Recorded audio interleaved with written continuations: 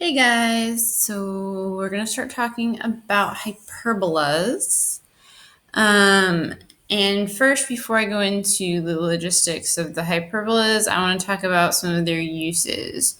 So, they hyperbolas are everywhere, but some of the ones that I find interesting in particular are lenses. So in microscopes and telescopes, the lenses are hyperbolic. And the reason for that is the way that that shape focuses light. So the focus of a hyperbola is out here. So the way that light interacts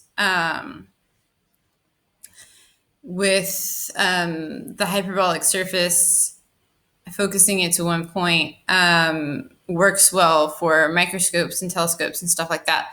I don't know all of the details, but that's one of the main, one of the many, many uses for hyperbolas. The one your book is showing here is the impact of a shock wave is going to be a hyperbola.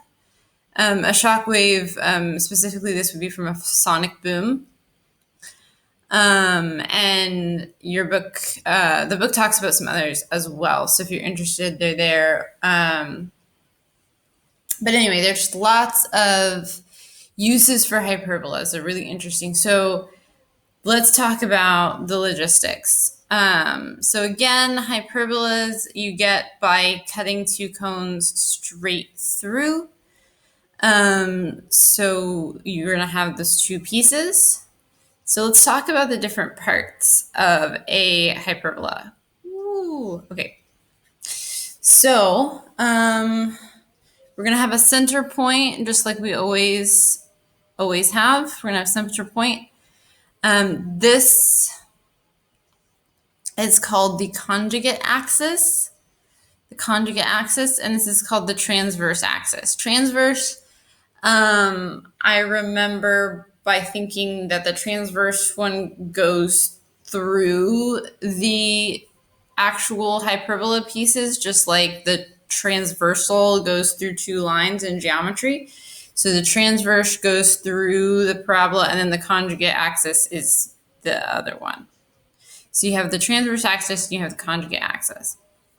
On the transverse axis, you're going to have, of course, the center and the two vertices are always going to be on the transverse axis. That's kind of how we define the transverse axis, is it's the one that has the vertices and the foci on it. So on that line, you're going to have a vertex on each side and you're going to have a focus on each side. Now, the conjugate axis has the co-vertices on it. The co-vertices, unlike with an ellipse, the co-vertices of a hyperbola are not actually on the hyperbola. They just help us to define the shape of the hyperbola. And that's kind of where the asymptotes come in. So there's always going to be an x of two asymptotes that make an x in between your two hyperbolas. And so your hyperbolas are going to come out from the vertex and they're going to head toward those asymptotes on all four sides.